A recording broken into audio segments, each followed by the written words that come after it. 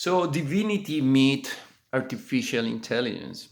How this happened? But the story begins just when you and I arrived. Remember when we were born, we land in this place, and right away we start meeting artificial intelligence. Artificial intelligence was all the people around us. All the people around us were behaving and acting based on programming, based on conditioning, based on an operating system, artificial intelligence that tells you what is this and what is this, what is this. Define them as humans. Everything is being programmed into them. And what they do, they are the first agents of this system to start programming us.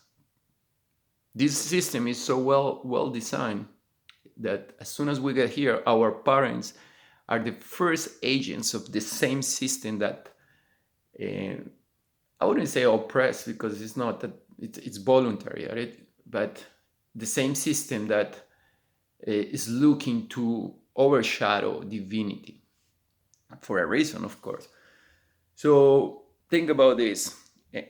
Artificial intelligence is data put into a device to make sure that device performs particular actions. So it's exactly what it's been done to all of us.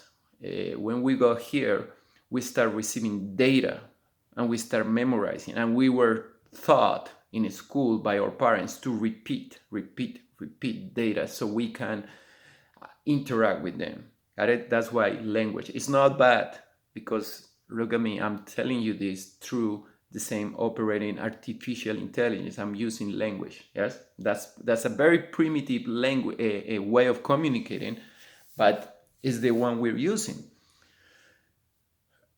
And so that's artificial intelligence. Now, divinity. When we go here as kids, and you can easily see it. Divinity is very simple to see it. You see it all around nature. All animals are divine. They operate in a different system. They operate through vibrations. They operate through resonance. That's why animals can have a synchronicity without even speaking. You see animals flying, and all of them are perfectly in sync and moving completely in sync without even coordinator and anything. All that comes from a higher way of communicating. We still think we are better, but we are that's a perception trick, right? We should be speaking with animals all the time. We should be interacting with nature. We should be communicating with vibrations, with resonance, with our hands. We're just using our devices to send energy. That's what it is. But instead, we are using our mouth, which is not bad. It's also good, but it's being watered down. And now, so divinity, you and I, when we were kids, it's easy to identify our operating system, our natural on each of us. Just when we're doing something we love, remember, you were doing something you love, you lost track of time, you were not hungry, you were full of energy, and you were doing that activity for hours. And you were inspired, you were in spirit, you feel high, you were in a state of love. So that's our divinity. That's our original operating system. Now we have two operating systems going back and forth, and the artificial intelligence is not bad. It's even comical if you look at it. It's very comical, and we can use it. It's not a problem. It's useful, and we can have fun with it. But keep in mind, the reality we are experiencing is not created by artificial intelligence. Artificial intelligence cannot create anything. Artificial intelligence can only copy and repeat. That's why it's based on repeating. Our you and yours and mine reality are being created right now through the resonance we carry inside, because that is the divine communication with source, and with the divine communication with the universe that resonate back to us whatever we carry inside.